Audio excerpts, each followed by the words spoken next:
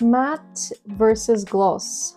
Let me show you the two books that I have, the two versions. The first one, which is the matte, was created by a local printing house, and I actually went and had a conversation with a specialist who's been doing this for many years, and they guided me through the process and asked me a lot of questions in order for us to shape the book into what it was, the first version. And what I love about this version is that the paper is just so pretty. Like the black, it's so reflective, it's so glossy, it's so nice. I can see some of the edges here of this copy kind of getting a little bit destroyed from the usage, but I suppose this is one of those cheap copies that you can get for marketing purposes that otherwise would be improved if you were to order 100 copies, 200, 1000.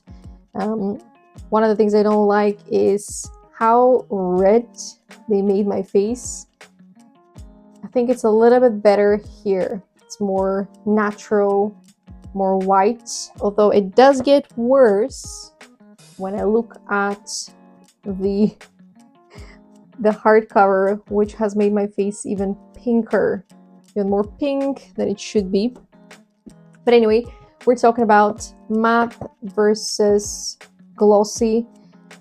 So the glossy cover is actually from KDP. This is the original version. So when you order a copy of my book from KDP, you're going to get this version of the book.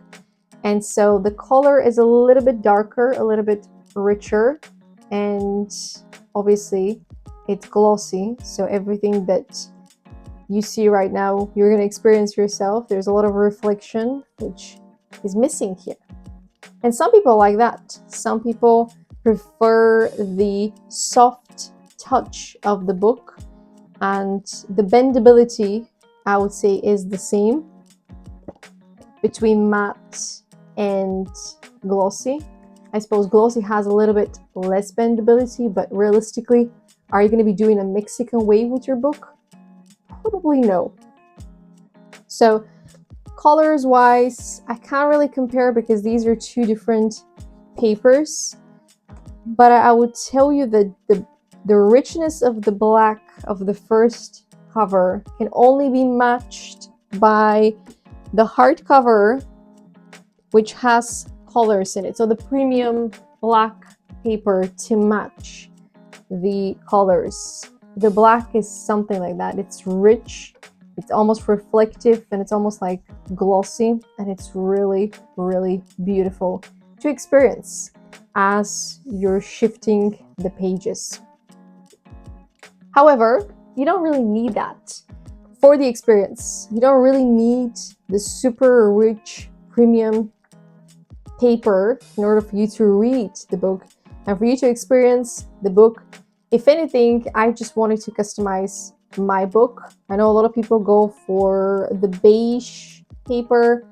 There's a level of thickness to it that you cannot really find with this one, but I wanted white. I wanted this to be a white experience inside, and I wanted to give you this black canvas where you add your answers and then you can delete them as you're growing, as you're healing.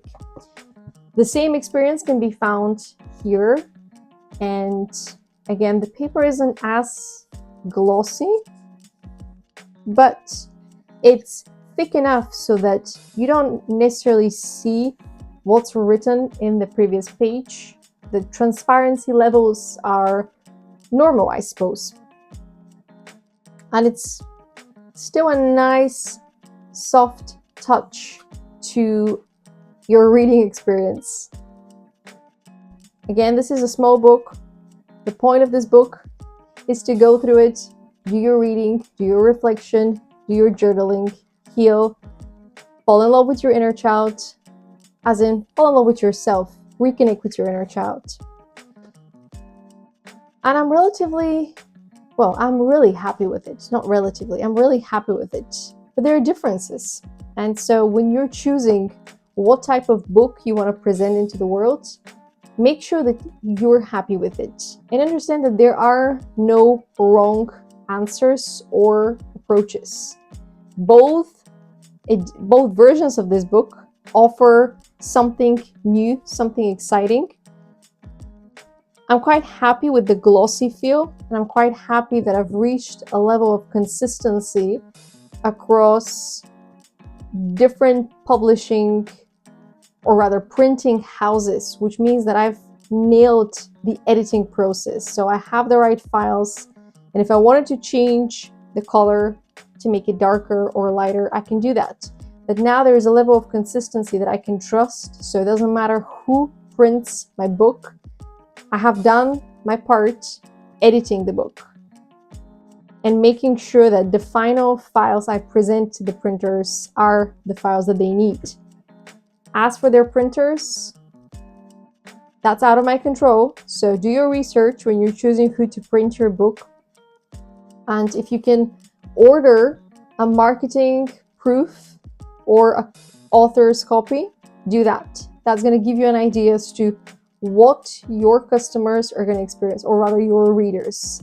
But I'm relatively happy with it. And there's something really nice and bouncy about the glossy cover that makes it into turns it into a different adventure altogether.